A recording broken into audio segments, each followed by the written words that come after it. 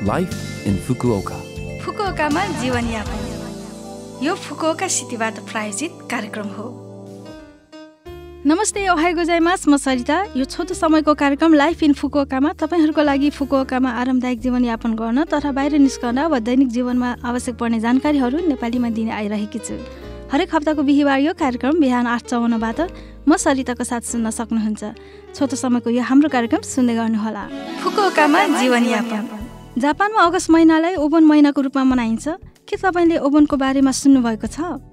ओबन जापानी बौद्ध परम्परा हो र जापानमा यो मानिन्छ कि आफ्ना बितिसकेका पुर्खाहरूको आत्मा यो समयमा आफ्नो घर फर्कन्छन्। परिवार आफन्तहरू आफ्ना पुर्खाहरूप्रति कृतज्ञताको लागि र सम्पूर्ण व्यक्तिहरूको सुरक्षित र शान्तिमय जीवनको लागि भेला भएर प्रार्थना गर्ने गर्दछन्। यसो विचार गर्दा मलाई चाहिँ जापानको ओबन र हाम्रो नेपालको गाई जात्रा मूल्य मान्यतामा उस्तै लाग्छ। ओबनको अवधि सामान्यतया अगस्त 13देखि 16 तारिकसम्म 4 दिनको हुन्छ।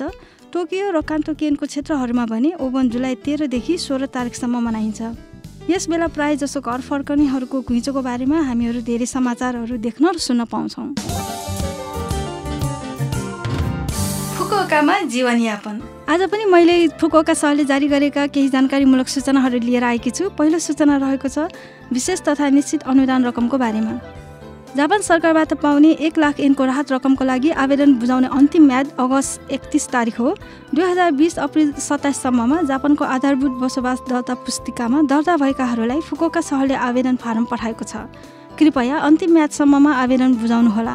नबुझेको कुरा केही भएमा फोन मार्फत परामर्श लिन सक्नुहुन्छ। Phone number 092-401-0826। फेरि एकपटक 092-401-0826।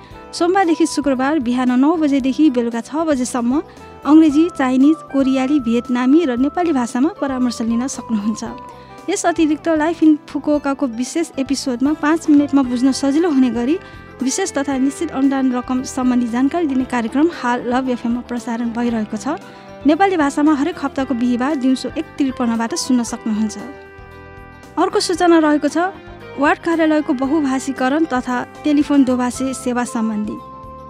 निवास कार्ड, बसाइसराई प्रक्रिया, राष्ट्रिय स्वास्थ्य बिमा, कर तथा फोहोर फ्याँक्ने आदिको बारेमा यदि तपाईँले केही कुरा बुझ्नु भएन भने टेलिफोन दोभाषी माध्यमबाट वार्ड अफिसमा सोध्न सक्नुहुन्छ। अङ्ग्रेजी, चाइनिज, कोरियाली, भियतनामी र नेपाली भाषा लगायत 18वटा भाषाहरूमा परामर्श लिन सक्नुहुन्छ। फोन नम्बर रहेको छ 092-753-6113। फेरि एकपटक 092-753-6113। यो नम्बरबाट सुरुमा दोभाषी सेन्टरमा फोन लाग्छ। त्यसपछि वार्ड अफिसमा सम्पर्क हुनेछ। त्यसपछि तपाईँ आफू बस्ने वार्ड अनि तपाईँले बुझ्न चाहेको कुरा भन्नुहोला। उदाहरणको लागि तपाईँ यसरी भन्न सक्नुहुन्छ, म हिगासी वार्डमा बस्दैछु, म आय प्रमाणपत्र चाहन्छु। यति भन्नुभएपछि हिगासी वार्ड अफिसमा आय प्रमाणपत्रको जिम्मा लिने मुख्य व्यक्तिलाई फोन सम्पर्क हुन्छ र त्यही बेला दोभाषे त्यो मुख्य व्यक्ति र तपाईँ 3 जना बीच कुराकानी गर्न मिल्छ। यस अतिरिक्त तपाईँ वार्ड अफिसमा जानुहुँदा पनि फोनको प्रयोग गरी दोभाषी सुविधा लिन सक्ने हुनाले कृपया यसको प्रयोग ढुक्क भएर गर्नुहोला। यो फुकुओका सहरबाट जारी सूचना थियो।